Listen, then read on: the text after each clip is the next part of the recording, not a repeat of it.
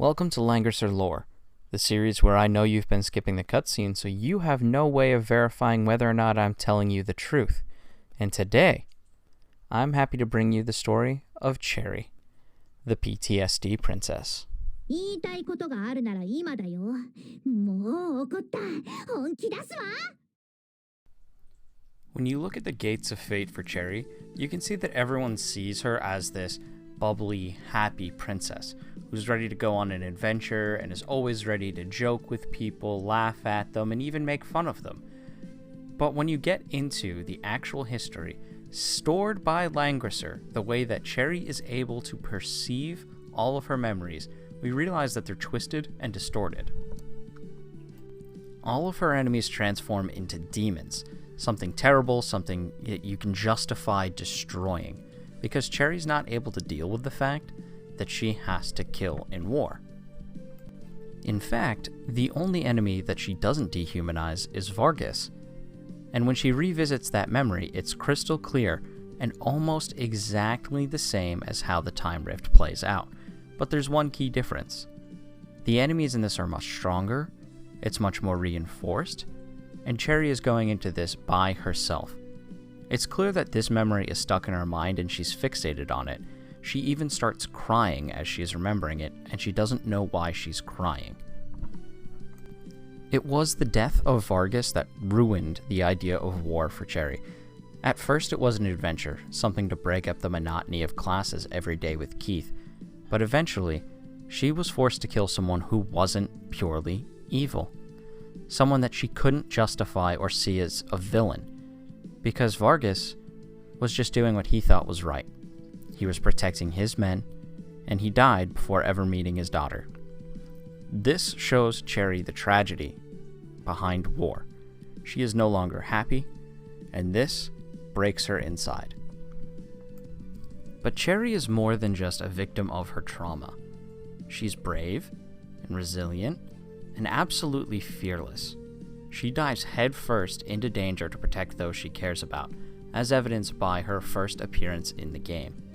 She swoops in to protect Liena, Elwyn, and Hein from the Rhaegar Empire, who's attacking them in order to gain the pieces they need to summon the Alhazard. And while Cherie may be selfless, she's also a little reckless. When she left to go help Elwyn, Hein, and Liena, she left the capital unprotected. Well, not entirely unprotected, but left Keith behind in order to defend it. By the time she's able to return to the capital, they're under siege by Vargas and his men. Despite being a descendant of light, Cherie has not learned the most important thing about being a princess, and that is putting the people above her own needs. In that way, Cherie loves to give to others, but hates when it comes at an expense to her. She constantly runs away from classes, choosing instead to escape on the back of her dragon, who I have decided to call Bubbles. You can see this in her runaway bride skin. See, this may not be real canon, but it's my headcanon. After Cherie returned from war, she was forced to marry and settle down in order to grow the kingdom of Khalzath. But Cherie was not able to escape the evils of all the things she had done in war, and she was not ready to stop being called the Wild Princess.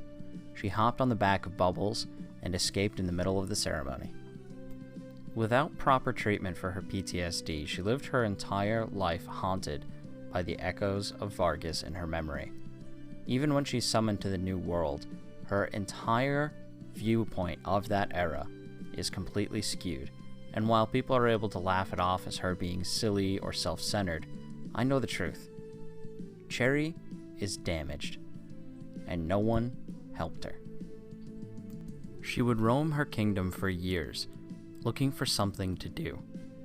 Eventually she stumbled on a sinister cabal of vampires who had somehow infiltrated Khalzath and taken control.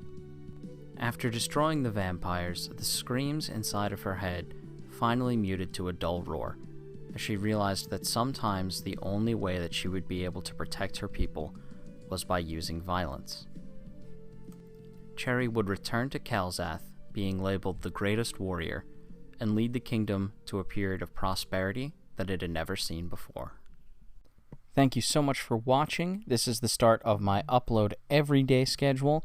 I also want to remind you that I have launched a Patreon. There's a $1 tier, a $3 tier, and a $5 tier. The link is in the description below. So I hope to be able to add some patrons to this thank you card at the very end of the movie. But thanks again for watching, and I will see you next time.